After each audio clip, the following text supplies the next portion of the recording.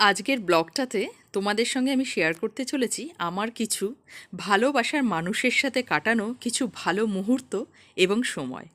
তোমরাও আমার সঙ্গে এনজয় করো ভিডিওটা। আসলে প্রায় 10টা বছর পরে আমরা চলে যাচ্ছি পলতাতে আমার দিদিদের সঙ্গে দেখা করতে, আর ওপরে আমার বর আমাদেরকে ছাড়ার জন্য আর কি ওয়েট করছিল। তো আমরা গাড়িতে উঠে পড়লাম, বরের একটু মনটা খারাপ ছিল আমরা চলে যাচ্ছি বলে। তো সেখানে গাড়িতে বসে বসে আর কি হই হুল্লোড় করতে করতে যাচ্ছিলাম। বুঝতেই পারছো, প্রায় 10টা বছর পর সব বোনেরা যখন একত্রিত হয় সে মজাটা এবং সেই অনুভূতিটা বলে ভাষায় প্রকাশ করতে পারবো না। আসলে বিয়ের পরে সেরকম খুব একটা যাওয়া কোথাওই সম্ভব হয়ে ওঠেনি। বিয়ের আগে প্রচুর মাসির বাড়ি যেতাম, মামা বাড়িও কাটাতাম। আসলে আমার মাসি এবং মামার বাড়ি একটাই জায়গায়, সেটা হলো তাহেরপুর। অনেকেই নাম শুনেছ, কৃষ্ণনগর লাইনে। আর বিয়ের পরে যার যার মানে যেখানে যেখানে বিয়ে হয়েছে আর কি, কারোর পলতায়, কারোর রানাঘাটে, কারোর পায়রাডাঙ্গা, কারোর তাহেরপুরেই বিয়ে হয়ে গেছে। তো সেভাবে বুঝতেই পারো সংসার জীবন শুরু হওয়ার পরে কারোর বাড়িতেই সেরকমভাবে গিয়ে ওঠা হয় না। তো প্রায় 10টা বছর পরে আমার মামার ছোটো মেয়ের বিয়েতে আমাদের লাস্ট দেখা হয়েছিল। তো তারপরে নানা রকমভাবে ফোনে কথা হতো, কিন্তু আমার খুব একটা কারোর সঙ্গেই সেভাবে সম্পর্ক রাখা হয়ে ওঠা হয়নি। তো ফাইনালি আমরা চলে গেলাম পলতাতে, এবং সেখানে চাঁদের হাট বসেছিল, সমস্ত ভালো লাগার মানুষ একসাথে। আর বিশ্বাস করো, আমার যে দিদিরা আছে এরা সবাই আমার মাস্তুতো দিদি। আর ওই যে দাঁড়িয়ে রয়েছে ওটা আমার বদ্দির মেয়ে। তো এখানে আমরা পলতাতে পৌঁছে গিয়েছিলাম, এবং আমার যে এখানে দিদি থাকে সে দিদি আমাদের একদম এত আপ্যায়ন করেছিল যে আম ঠাম দিয়ে একদম মিষ্টি টিষ্টি, মানে ভরপেট খাওয়া দাওয়া। তবে বিশ্বাস করো, আজকাল কিন্তু মানুষ মানুষের বাড়িতে খেতে যায় না এবং পড়তেও যায় না, সবাই যায় একটু প্রাণ খোলা হাসি হাসবো সেই কারণে। তো যাই হোক, খাওয়া দাওয়ার পরে বেশ আড্ডা কিন্তু জমে উঠেছিল। আর এই বাড়িতে গেলে পরে যখন আমাদের মাস্তুতো, পরে আমার মামার মেয়েও এসেছিল, তো মাস্তুতো দিদিরা যখন একসাথে হই না বোনেরা, তো তখন আমাদের দাঁত আর ভেতরে থাকে না, প্রত্যেক দাঁত বেরিয়ে থাকে এবং গাল ঠালগুলো ব্যথা হয়ে যায় হাসতে হাসতে। তো এই দিদির বাড়ির পিছন দিকটাতে এত সুন্দর গাছপালা ছিল যেগুলো আমার না ক্যাপচার করলে হতোই না। আম গাছটাতে ভরপুর আম হয়েছিল।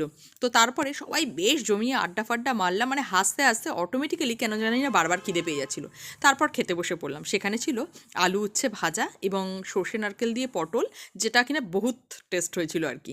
তো দিদির হাতে রান্নাগুলো খারাপ নয়, কিন্তু বহুদিন পরে খেয়েছিলাম, বেশ ভালো লাগছিল। বিশ্বাস করো, একটা আলাদাই অনুভূতি কাজ করছিল সকল বোনেরা একসাথে হয়ে, বেশ ভালো লাগছিল। আর এই যে লেজাটা দেখছো, লেজাটার একটা গল্প আছে, সেটাও বলে রাখি। যখন প্রথম দিদির ঘরে ঢুকলাম তখন দেখলাম দিদি রান্না করছে, এবং গিয়ে দেখি বেশ বড় একটা লেজা আমার জন্যই যেন অপেক্ষা করছিল।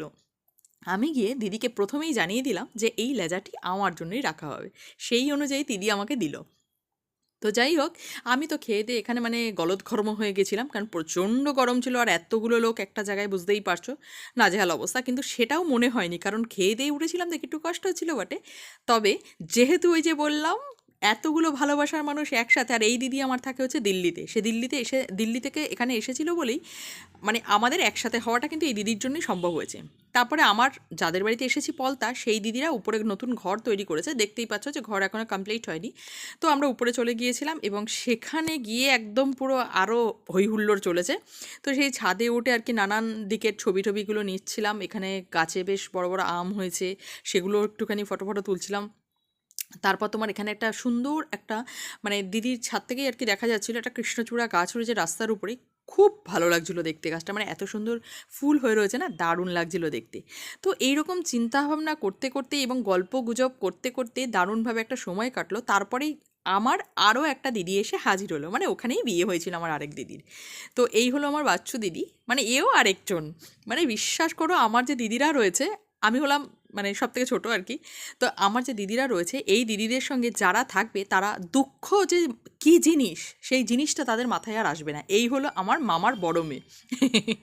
আমরা ওকে নিয়ে প্রচণ্ড হাসাহাসি করি, এবং প্রত্যেক দিদি আমার ভীষণ মজার এবং রসিক।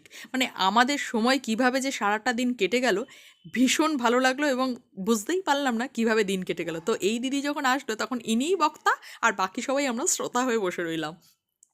আমার এখনও হাসি পাচ্ছে, কারণ আমার মুমেন্টগুলো মনে পড়ছে। তারপর দিদি তো সারাদিনই প্রায় শরবত খাওয়াতে খাওয়াতেই গেল, কেন অস্বাভাবিক গরম ছিল, দিদির প্রচুর খাটনি পড়েছিল।